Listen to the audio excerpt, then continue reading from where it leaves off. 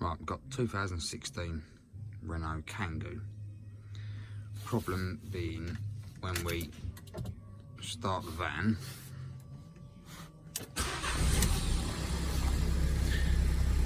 leave it a few seconds and the battery light will come on and the stop light will come on, like that, which would indicate we've got a charging fault. So come round here, we've got a tester hooked up to the battery where you can see that it is actually charging. So, a bit of an odd problem. The battery's obviously receiving charging voltage, but the inside of the vehicle is telling you it's not. So, let's switch the vehicle off and we'll come back and do a few tests and try and figure out what's going on here. Right, so the van's off. Obviously we've got the tester hooked up to the battery, 13 volt now, it's been charged, so we know we should have around about that voltage in the battery. Meters on the negative, ignore the red, it's the only clamp I can find. But if we go onto the buzz bar, 1307, so we're practically the same. What we're trying to test for here is to see where the power, if it's dropping out anywhere along here, and you go each side of these fuses and you should see the same in and out between these fuses, which all of these you do. Now come to this fuse here, 13 volt this side, go across to this side, we've got nothing. So this side, battery voltage, this side, nothing. So this would suggest that this fuse has got an issue. Now, at the minute I can't find any diagrams at the minute that tell me what this cable is for. However, it's obviously a power supply to something. Now this could be our cause of the battery light on the dashboard. It might be something else that's blown. I need to try and find what this is. What we're going to do is take this fuse out, just double check it. Now you can do a continuity test on it. Sometimes you'll get continuity between it, but it may be going back through the circuit. For example, if we go onto there and we set a meter to do a continuity test, we're getting continuity. So you need to be careful what you do when you're testing fuses, because that would suggest you've got continuity there. However, we're going to take this fuse out, just double check it on a circuit, and then we'll come back and have a look where we are. Right, so we've got the bulb, battery, we know this bulb works. Yeah, so we're good with the bulb. Now if we introduce the fuse into the circuit and try, there's nothing there. So I mean, we got play there anyway, so we're pretty sure this fuse is dead. So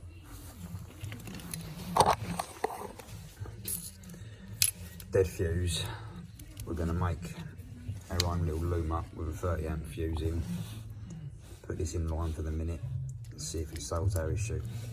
So we'll get this connected up and we'll start up and see what gives. Right, so we've put a makeshift fuse in, 30 amp, same as. Now, we don't know whether this is going to blow when we turn the ignition on yet, or when you put it on them lines. Obviously that fuse has gone for a reason now, obviously you don't know what it is yet. So it may blow immediately, but at least this gives us an idea of if it does blow, then we've got a short circuit somewhere on this circuit, whatever this circuit may be. Now we can see obviously we've got our meter hooked up, we can come both sides of this fuse now, and we've got power both sides, so we know we are supplying power to whatever this cable is. It may go into this junction box, into the fuse box, something along them lines, we don't know, but we'll start the van up and see if we get any change. The lights don't come on.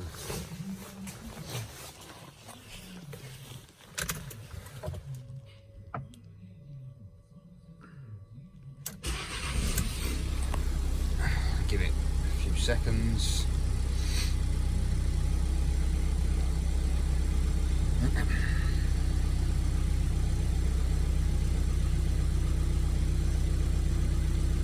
So by now the battery light would have come on and the stop light would have come on. So whatever the circuit is, that fuse being blown, corroded, whatever it is inside, it's obviously the fault. Now a lot of people would have changed the alternator without checking anything first. Just shows you need to check what you can. Now we'll have a look at the fuse.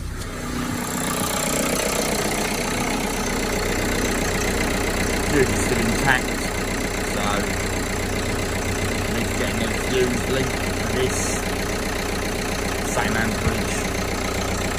Then we'll road test to see what the situation is and try and figure out what this circuit is. See if we can get a wiring diagram for it. As of yet, all the diagrams I've found haven't had this link in it. So we'll run the van for 20 minutes. Make sure we've got charging voltage, which we have, and make sure we don't blow the fuse. I'll come back and tell you what the situation is. Okay, so run the van for 25 minutes, nothing on the dashboard, so it seems that this obviously is the issue.